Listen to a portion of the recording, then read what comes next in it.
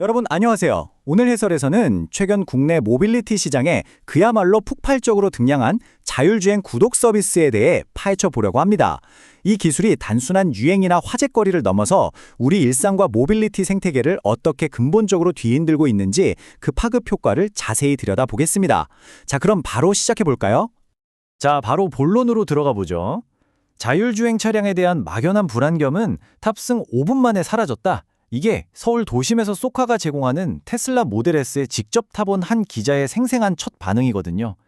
사실 처음엔 기기한테 내 목숨을 맡긴다는 게 영 찜찜하고 불안하잖아요. 그런데 그 의심이 완벽한 신뢰로 바뀌는데 딱 5분 걸렸다고 합니다. 진짜 놀랍지 않나요? 이런 완벽한 신뢰가 그냥 나온 게 아닙니다. 복잡하기로 소문난 서울 시내에서 무려 30분 동안 달린 결과를 한번 볼까요?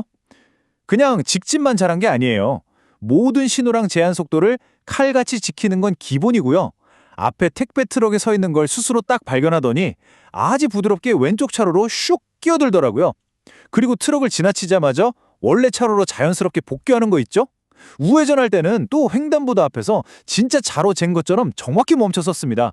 솔직히 말해서 웬만한 사람보다 운전을 더 깔끔하게 하는 수준이랄까요? 그런데 여기서 정말 흥미로운 점은요. 차가 알아서 운전해준다고 우리가 마음 놓고 꿀잠을 자거나 딴짓을 할 수 있는 건 절대 아니라는 겁니다.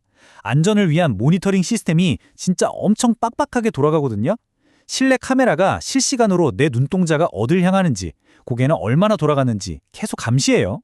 운전석에서 스마트폰이라도 슬쩍 보면 즉각 경고음이 울립니다.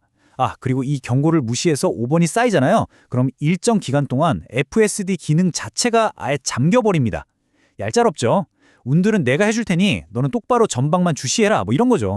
자, 이렇게 매끄럽고 신기한 주행 경험이 알려지니까 당연히 폭발적인 시장 반응이 따라왔겠죠?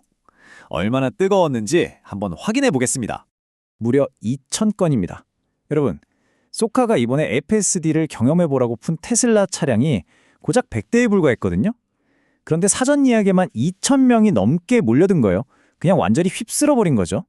고작 100대라는 한정된 수량을 훌쩍 뛰어넘는 엄청난 대기줄이 순식간에 만들어졌습니다. 이 표가 지금 상황을 기가 막히게 보여주는데요. 비용을 한번 비교해 볼까요?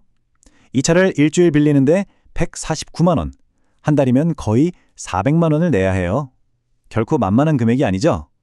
하지만 사람들의 심리는 이겁니다. 1억 5천만 원이나 하는 차를 덜컥 사버리긴 부담스러우니 차라리 이 비싼 프리미엄 구독료를 기꺼이 내고서라도 제일 먼저 이 혁신을 맛보겠다는 거죠.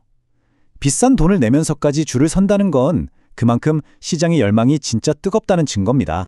하지만 늘 그렇듯 이렇게 뜨거운 수요가 거대한 규제 장벽에 딱 부딪히고 말았습니다. 규제 마찰에 대해 짧게 짚고 넘어가 보죠.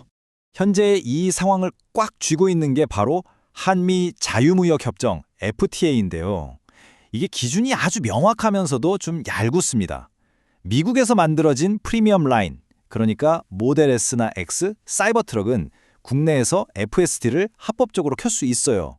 그런데 국내에 훨씬 많이 풀려있는 중국산 모델 C나 모델 Y는 FSD 기능이 엄격하게 잠겨 있습니다.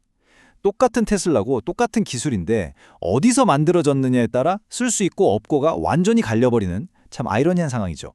상황이 이러다 보니까 진짜 극단적인 일까지 벌어지고 있어요. 기능이 막혀있는 중국산 모델 차주분들 중 일부가 중국에서 비공식 장비를 몰래 사와서 자기 차를 해킹해 FSD를 억지로 켜는 겁니다. 그러다 결국 경찰 수사까지 받게 됐죠. 이게 명백한 불법이긴 하지만 역설적으로 생각해보면 사람들이 이 자율주행 기술에 얼마나 목말라 있는지를 진짜 적나라하게 보여주는 대목 아니겠습니까? 자, 그럼 이제 시선을 좀 돌려서 이 흐름이 어떻게 더 큰 그림으로 이어지는지 자율주행 상용화 로드맵을 살펴보겠습니다. 방금까지 본 쏘카의 FSD 구독은 사실 이 거대한 변화의 출발선을 알리는 총성일 뿐입니다. 당장 올 6월부터 국내 기업인 라이드플럭스가 서울에서 진천까지 유상으로 화물 자율주행 운송을 시작해요. 화물 트럭부터 무인으로 움직인다는 거죠. 그리고 쏘카는 앞으로 2에서 3년 안에 무려 2만 5천 대의 차량에서 뿜어져 나오는 어마어마한 주행 데이터를 싹 다 모아서 자율주행 상용화의 쐐기를 받겠다는 계획입니다. 데이터가 곧 힘이잖아요? 게다가 이런 움직임이 테슬라나 쏘카만의 이야기가 아닙니다. 카카오 모빌리티 같은 국내 거대 IT 기업들도 벌써 레벨 4 수준의 완전 자율지향 청사진을 쫙 펼쳐 보였어요. 무슨 뜻이냐고요? 모빌리티 업계 전체가 이번 테슬라 FSD 도입을 딱 기점으로 이제 한국도 본격적인 자율주행 시대가 열렸다라고 공식 선언을 한 셈입니다. 산업 전체가 엄청난 속도로 태세를 전환하고 있는 거죠. 그래서 여기서 정말 핵심적인 포인트는 바로 이겁니다. 50% 절감. 이 숫자가 의미하는 바가 커요. 자율주행이 단순히 운전 안 하니까 편하네 수준을 넘어서서 우리 지갑 사정, 즉 경제 구조까지 확 바꿔놓는다는 뜻이거든요. 실제로 미국에서는 FSD 기능을 쓰면 사고율이 줄어드니까 자동차 보험료를 절반이나 깎아주고 있습니다. 기술 발전이 비용 절감으로 훅 들어오는 이 거대한 금융의 단화, 조만간 우리 국내 시장에도 태풍처럼 밀려오지 않겠어요?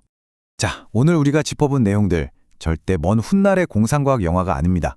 지금 당장 우리 눈앞에서 실시간으로 벌어지고 있는 현실이에요. 자율주행 기술이 보험료를 반값으로 뚝 떨어뜨리고 굳이 차를 사지 않고 원할 때만 똑똑하게 구독하는 시대.